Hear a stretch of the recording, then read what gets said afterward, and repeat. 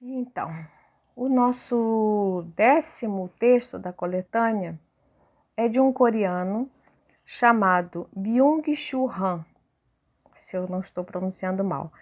Esse filósofo, ele nasceu na Coreia do Sul em 1959, é ensaísta e leciona na Universidade de Artes de Berlim. É autor, entre outras obras, da Sociedade do Cansaço, que publicou faz um ano Uma Loa à Terra. Esse texto, A Sociedade do Cansaço, esse livro, não é um livro pequenininho, eu acabei de ler, é muito interessante, e aqui nesse texto ele está dialogando bastante com esse trabalho dele, é fácil de acessar pela internet, vale a pena também. Esse texto dele se chama A Emergência Viral e o Mundo de Amanhã. Foi publicado primeiramente no El País, um jornal espanhol, no dia 22 de março de 2020. Ele fala assim: o coronavírus está pondo à prova nosso sistema. Ao parecer, a Ásia tem melhor controlado a pandemia que a Europa. Em Hong Kong, Taiwan e Singapura, tem muito poucos infectados. Em Taiwan se registram 108 casos, em Hong Kong 193, isso no dia 22 de março. Na Alemanha, pelo contrário, depois de um período de tempo muito mais breve, tem já 15.320 casos confirmados e na Espanha 19.980, dados de 20 de março. Também a Coreia do Sul superou já a pior fase, o mesmo que o Japão. Inclusive a China, o país de origem da pandemia, a tem bastante controlada. Mas nem em Taiwan, nem na Coreia se decretou a proibição de sair de casa, nem se fecharam as lojas e os restaurantes. Entretanto, começou um êxodo de asiáticos que saem da Europa, Por outro lado, os asiáticos estão saindo, fugindo da Europa e voltando para o Oriente. Chineses e coreanos querem regressar a seus países porque aí se sentem mais seguros. Os preços dos voos se multiplicaram. Já apenas se pode conseguir, já com muita dificuldade se pode conseguir bilhetes de avião para a China ou Coreia. Com muita dificuldade se pode conseguir bilhetes, A Europa está fracassando. Os dados de infectados, as taxas de infectados aumentam exponencialmente. Parece que a Europa não pode controlar a pandemia. Na Itália, morrem todos os dias 100 tantas pessoas. Deixam os respiradores aos pacientes mais velhos para ajudar aos jovens. Mas também cabe observar sobreatuações inúteis. Os fechamentos das fronteiras são evidentemente uma expressão desesperada de soberania. Nos sentimos de volta à época da soberania. O soberano é quem decide sobre o estado de exceção. O soberano é quem fecha as fronteiras. Mas isso é uma situação, uma exibição de soberania que não serve de nada. Serviria de muito mais uma ajuda, ajudaria muito mais cooperar intensamente dentro da eurozona, funcionaria muito mais cooperar intensamente dentro da eurozona, da zona do euro, do que cerrar fronteiras a doideira assim. Entretanto, também na Europa se decretou a proibição da entrada de estrangeiros, um ato totalmente absurdo, em vista do fato de que a Europa é precisamente aonde ninguém quer ir. como muito, seria mais sensato decretar a proibição de saída de europeus para proteger o mundo da Europa. Depois de tudo, a Europa é, nesses momentos, o epicentro da pandemia, né? Aí ele abre uma seção que se chama As vantagens da Ásia. Em comparação com a Europa, que vantagens oferece o sistema da Ásia que são eficientes para combater a pandemia? Estados asiáticos como Japão, Coreia, China, Hong Kong, Taiwan e Singapura têm uma mentalidade autoritária que vem da sua tradição cultural, confucionismo, né, de Confúcio. As pessoas são menos renuentes e mais obedientes que na Europa. Também confiam mais no Estado. E não só na China, mas também na Coreia e no Japão, a vida cotidiana está organizada muito mais estritamente do que na Europa. Sobretudo, para enfrentar-se ao vírus, os asiáticos apostam fortemente na vigilância digital. Suspeitam que a Big Data, né, esses grandes dados, poderia encerrar-se, que o Big Data poderia ter um potencial enorme para se defender da pandemia. Não sei se todo mundo sabe o que é Big Data, né? Que são esses estudos que se fazem dos rastros digitais, do controle de celular, essa coisa um pouco assim de Big Brother, né? Que a gente está sempre submetido, sabendo para onde que a gente foi, onde é que a gente se conectou, qual ônibus a gente pegou. Então, normalmente isso serve para fazer coisas ruins, né? Para mercado, para vender coisa, para a gente saber qual é o perfil que a gente tem de consumidor e tal. Mas os asiáticos estão apostando que isso pode ser um recurso para vigilância, né? Suspeitam que poderá. Se poderia dizer que na Ásia as epidemias não são combatidas somente com virólogos e epidemiólogos, mas também, sobretudo, pelos informáticos e especialistas em macrodados. Uma mudança de paradigma do que na Europa, todavia, que a Europa até agora ainda não se deu conta. Os apologistas da vigilância digital proclamariam que o Big Data salva vidas humanas. A consciência crítica em relação à vigilância digital é na Ásia praticamente inexistente. Abrindo parênteses aqui, lembrando que na China, por exemplo, o Google é super controlado, as pessoas não têm liberdade de usarem como a gente faz no Ocidente, né? Então, eles acham completamente tranquilo serem vigiados digitalmente. Somente se fala de proteção de dados, inclusive nos estados liberais como Japão e Coreia. Nos outros, ninguém acha assim uma questão proteger os dados, como é para a gente no Ocidente. Ninguém fica realmente irritado pelo frenesi das autoridades de pegar esses dados e usar esses dados. Entretanto, a China introduziu um sistema de crédito social inimaginável para os europeus, que permite uma valorização e uma valorização e uma avaliação exaustiva dos cidadãos. Cada cidadão deve ser avaliado consequentemente em sua conduta social. Na China, não tem nenhum momento da vida cotidiana que não esteja submetido à observação. Se controla cada clique, cada compra, cada contato, cada atividade nas redes sociais.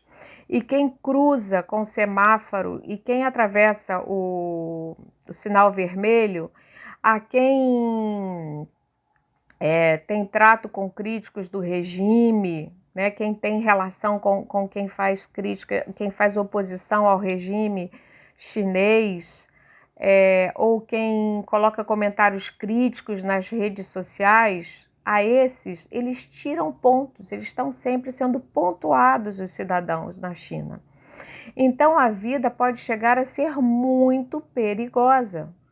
Pelo contrário, a quem compra pela internet alimentos saudáveis e lê jornais alinhados com o regime, esses ganham pontos. Quem tem suficientemente pontos consegue um visto de viagem ou então créditos baratos para fazer compras. Pelo contrário, quem cai abaixo de um determinado número de pontos poderia até perder o seu trabalho, o seu emprego. Na China é possível essa vigilância social porque se produz um irrestrito intercâmbio de dados entre os provedores de internet e a telefonia móvel e as autoridades. Praticamente não existe a proteção de dados. No vocabulário dos chineses, não aparece o termo esfera privada. Interessante isso, né? Na China, existe 200 milhões de câmeras de vigilância, muitas delas providas de uma técnica muito eficiente de reconhecimento facial. Captam, inclusive, as manchas do rosto. Não é possível escapar da câmara de vigilância. Estas câmaras, dotadas de inteligência artificial, podem observar e avaliar a todo cidadão nos espaços públicos, nas lojas, nas ruas, nas estações e nos aeroportos. Toda a infraestrutura para a vigilância digital resultou ser agora sumamente eficaz para conter a epidemia. Quando alguém sai da estação de Pequim, é captado automaticamente por uma câmera que mede sua temperatura corporal. Se a temperatura é preocupante, todas as pessoas que iam sentadas no mesmo vagão de trem recebem uma notificação nos seus celulares. Não em vão, o sistema sabe quem ia sentado onde no trem. As redes sociais contam que, inclusive, estão usando drones para controlar as quarentenas. Se alguém rompe clandestinamente a quarentena, um drone se dirige voando a ele e o ordena a voltar para sua casa. Talvez, inclusive, lhe aplique uma multa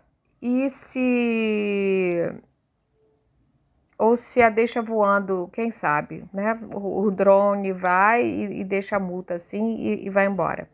Uma situação que para os europeus seria distópica, mas aqui, pelo visto, não se oferece resistência na China. Os estados asiáticos têm uma mentalidade autoritária e os cidadãos são mais obedientes. Nem na China, nem em outros estados asiáticos, como a Coreia do Sul, Hong Kong, Singapura, Taiwan ou Japão, existe uma consciência crítica em relação à vigilância digital ou ao Big Data. A digitalização diretamente os embriaga. Isso obedece também a um motivo cultural. Na Ásia impera um coletivismo, não há um individualismo acentuado. Não é o mesmo individualismo que egoísmo, que por suposto também está muito propagado na Ásia, ou seja, eles não são individualistas, mas são egoístas. Ao parecer, o Big Data se torna mais eficiente para combater o vírus que os absurdos fechamentos de fronteira que nesses momentos se estão efetuando na Europa. Entretanto, por causa da proteção de dados, não é possível na Europa um combate digital do vírus comparável ao asiático. Os provedores chineses de telefonia móvel e de internet compartilham os dados sensíveis de seus clientes com os serviços de segurança e com os ministérios da saúde. O Estado sabe, portanto, onde estou, com quem me encontro, o que faço, o que busco, o que penso, o que como, o que compro e para onde eu vou. É possível que no futuro o Estado controle também a temperatura corporal, o peso, o nível de açúcar no sangue, etc. Uma biopolítica digital que acompanha a psicopolítica digital que controla ativamente as pessoas. Em Wuhan, se formaram milhões de equipes de investigações digitais que buscam possíveis infectados baseando-se somente em dados técnicos, baseando-se unicamente em análises de macrodados, averigam quem são potenciais infectados, quem tem que continuar sendo observados e eventualmente serem isolados em quarentena. Também, por quanto se respeita à pandemia, o futuro está na digitalização. À vista da epidemia, talvez deveríamos redefinir, inclusive, a soberania. É soberano quem dispõe de dados. Quando a Europa proclama o estado de emergência, o fechamento das fronteiras continua aferrada a velhos modelos de soberania. A lição da epidemia deveria devolver a fabricação de certos produtos médicos e farmacêuticos na Europa. Não só na China, mas também em outros países asiáticos, a vigilância se emprega a fundo para conter a epidemia. Em Taiwan, o Estado envia simultaneamente a todos os cidadãos um SMS para localizar as pessoas que tiveram contato com infectados ou para informar acerca dos lugares, edifícios onde houve pessoas contagiadas. Já numa fase logo no início, Taiwan empregou uma conexão de diversos dados para localizar possíveis infectados em função das viagens que haviam feito. Quem se aproxima da Coreia a um edifício em que foi testado um infectado, recebe através de um aplicativo Corona App, um sinal de alarme. Todos os lugares onde houve infectados estão registrados na aplicação. Não se tem muito em conta a proteção dos dados nem a esfera privada, como dizia antes, né?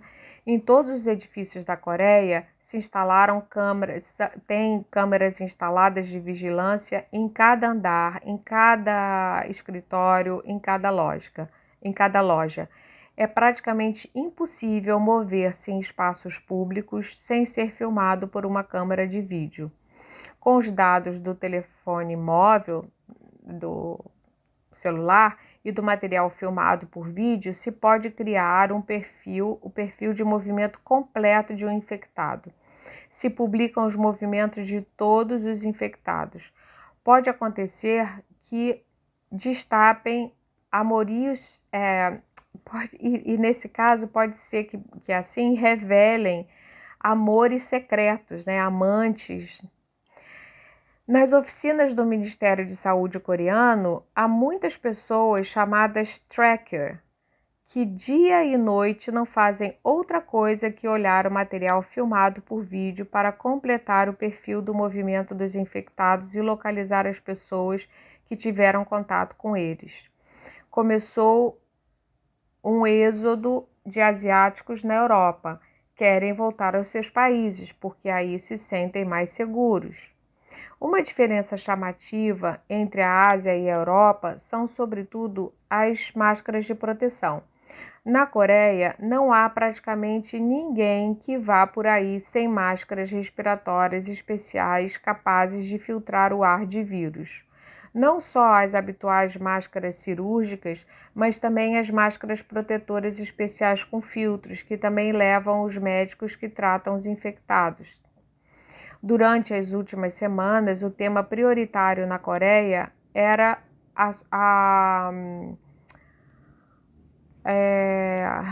o suministro a disponibilização de máscaras para a população.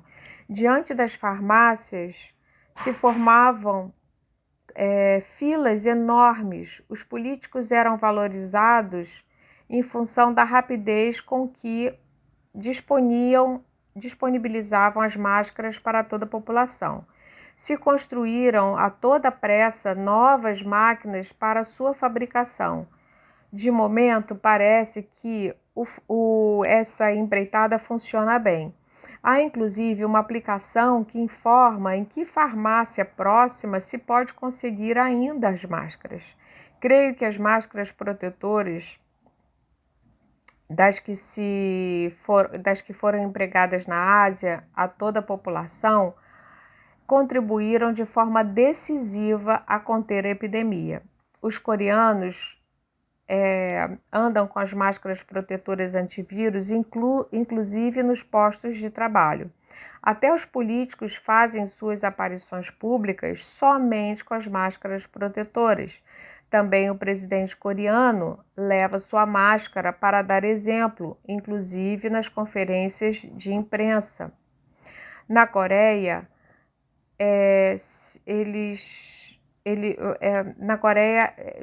eles acham muito ruim aqueles que não levam máscara, né? São muito malditos as pessoas que não levam máscaras.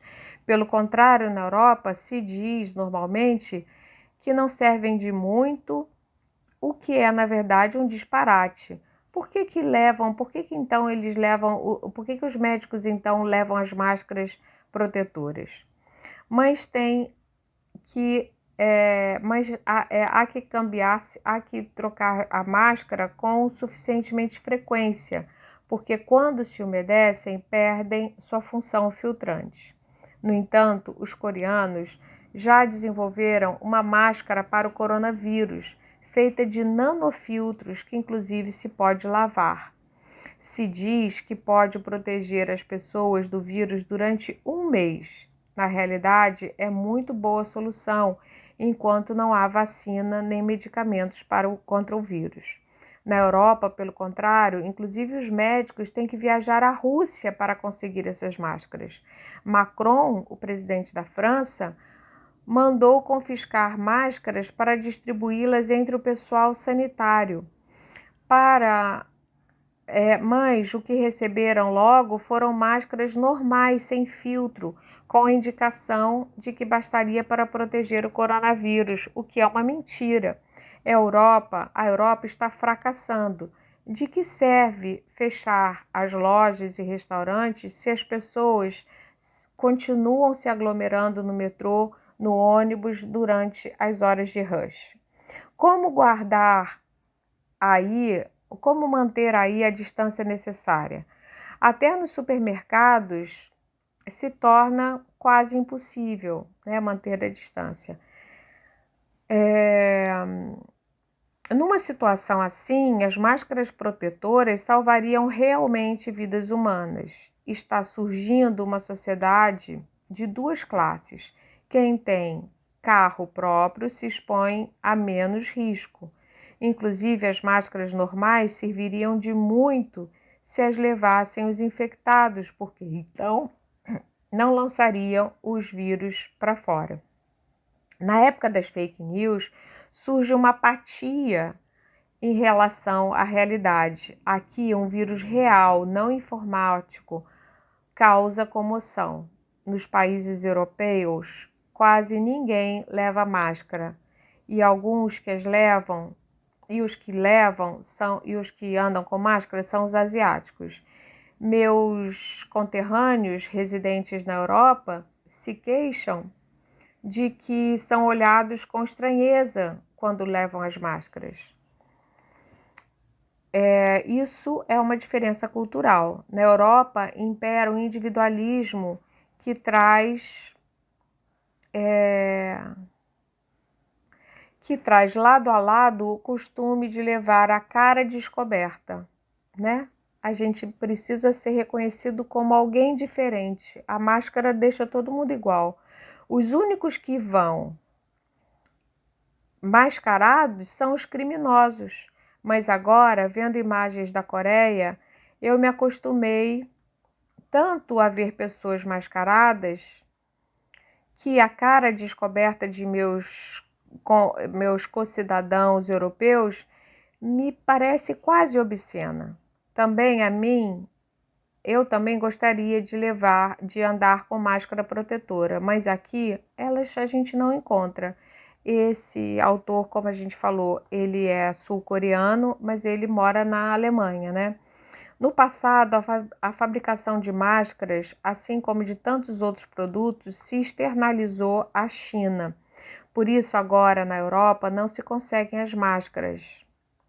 Nos estados asiáticos estão tratando de prover toda a população de máscaras protetoras. Na China, quando também aí começaram a se escassear, inclusive equiparam fábricas para produzir máscaras. Na Europa, nem sequer o pessoal sanitário as consegue. Enquanto as pessoas continuam se aglomerando nos ônibus, nos metrôs para ir ao trabalho sem máscaras protetoras, a proibição de sair de casa, logicamente, não servirá de muito.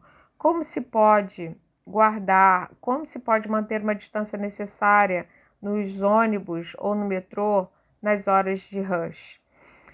E o ensinamento que deveríamos tirar dessa pandemia deveria ser a convivência de voltar a trazer à Europa a produção de determinados produtos. Não, desculpa. E o ensinamento que deveríamos tirar dessa pandemia deveria ser a conveniência de voltar a produzir na Europa determinados produtos, como as máscaras protetoras ou produtos medicinais e farmacêuticos. Apesar de todo o risco, que não se deve minimizar, o pânico desatado da pandemia de coronavírus é desproporcional. Nem sequer a gripe espanhola, que foi muito mais letal, teve efeitos tão devastadores sobre a economia. A que se deve, em realidade, isso? Porque o mundo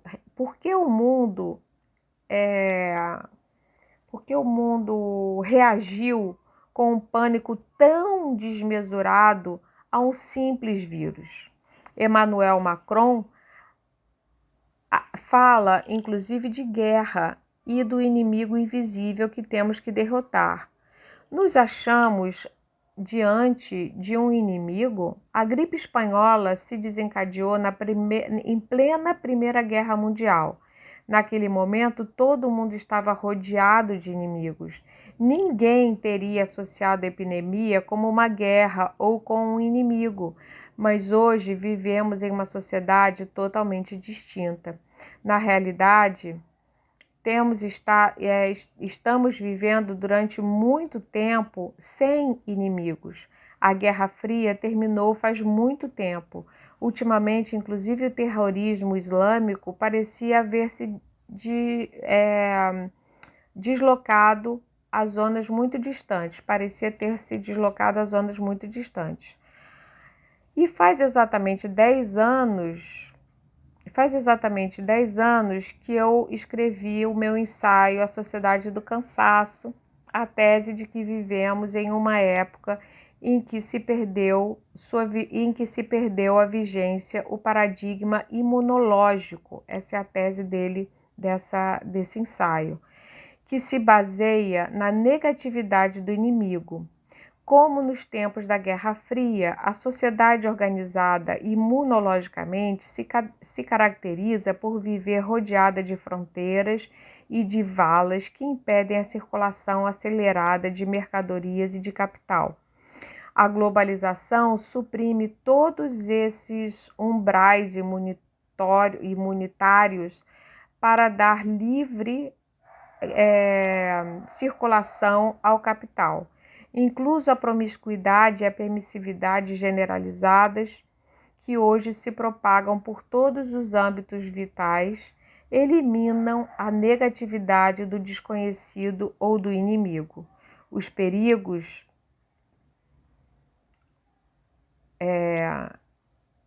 não passam hoje pela negatividade do inimigo, mas do excesso de positividade, que se expressa como excesso de rendimento, excesso de produção e excesso de comunicação. A negatividade do inimigo não tem cabimento na nossa sociedade ilimitadamente permissiva. A repressão a cargo de outros deixa passo à depressão. A exploração por outros deixa lugar à autoexploração voluntária e à auto-otimização. Na sociedade do rendimento, a gente guerreia, sobretudo, contra si mesmo. Né? Então, essa é a tese geral desse livro que ele escreveu, Sociedade do Cansaço, que já faz 10 anos, eu li outro dia, em que antigamente a gente tinha a sociedade imunológica, que ele dizia, né? Então, o inimigo era o outro, e a tese dele é que de uns tempos para cá, o que acontece é que o inimigo é você próprio, é você que abusa de você mesmo, é você que se escraviza, é você que se obriga a trabalhar mais, né? Então a gente saiu da opressão, a gente deixou de ser reprimido e oprimido pelo outro, pelo inimigo, e passou a depressão, porque a gente mesmo se explora. Umbrais imunológicos e fechamento de fronteiras. Pois bem, em meio a essa sociedade tão debilitada imunologicamente por causa de um capitalismo global, irrompe de repente o vírus. Cheios de pânico, voltamos a erigir umbrais imunológicos e a fechar fronteiras. O inimigo voltou. Já não guerreamos contra nós mesmos, mas contra um inimigo invisível que vem de fora. O pânico desmedido em vista do vírus é uma reação imunitária social, inclusive global, ao novo inimigo. A reação imunitária é tão violenta porque vivemos durante muito tempo em uma sociedade sem inimigos, em uma sociedade da positividade. E agora o vírus se percebe como um terror permanente. Mas não há outro motivo para o tremendo pânico. De novo, tem a ver com a digitalização. A digitalização elimina a realidade. A realidade se experimenta graças à resistência que oferece e que também pode resultar dolorosa. A digitalização, toda a cultura do isso eu gosto, isso eu não gosto, suprime a negatividade da resistência. Na época pós-verdade das fake news e dos deepfakes, surge uma apatia em relação à realidade. Mas aqui trata-se de um vírus real e não de um vírus de computador, o que causa bastante comoção. Na realidade, a resistência está em fazer-se notar uma forma de vírus inimigo. A violenta e exagerada reação de pânico ao vírus se explica em função dessa comoção pela realidade. A reação pânica dos mercados financeiros e a epidemia é, além do mais, a expressão daquele pânico que já é inerente a eles. As convulsões extremas da economia mundial fazem que esta seja muito vulnerável. Apesar da curva constantemente crescente do índice das bolsas, a arriscada política monetária dos bancos emissores gerou, nos últimos anos, um pânico reprimido que estava aguardando simplesmente um estalo. Provavelmente o vírus não seja mais do que a pequena gota que se formou, que fez o vaso transbordar. O que se reflete no pânico do mercado financeiro não é tanto o medo ao vírus quanto o medo a si mesmo. O crash se poderia haver produzido também sem o vírus. Talvez o vírus só seja o prelúdio de um crash muito maior, né? de uma quebra das bolsas muito maior. Zizek afirma que o vírus representa um golpe mortal ao capitalismo e evoca um obscuro comunismo. Se equivoca. Zizek afirma que o vírus ameaça o capitalismo, leva ao capitalismo, dá ao capitalismo um golpe mortal e evoca um obscuro comunismo. Crê, inclusive, que o vírus poderia fazer cair o regime chinês. Zizek se equivoca. Nada disso acontecerá.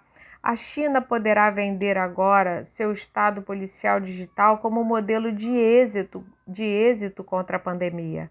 A China exibirá sua superioridade, a superioridade de seu sistema, ainda com mais orgulho. E depois da pandemia, o capitalismo continuará ainda mais pujante. E os turistas continuarão pisoteando o planeta. O vírus não pode substituir a razão. É possível que, inclusive, nos chegue, além do Ocidente, o Estado policial digital ao estilo, que nos chegue no Ocidente o Estado policial digital ao estilo chinês. Como já disse Naomi Klein, a comoção é um momento propício que permite estabelecer um novo sistema de governo. Também a instauração do neoliberalismo veio precedida normalmente de crises que causaram comoções. É o que aconteceu na Coreia ou na Grécia. Tomara que depois dessa comoção causada pelo vírus, não chegue à Europa um regime policial digital como o chinês. Se chegar a acontecer isso, como teme Giorgio Agamben, o estado de exceção passaria a ser a situação normal.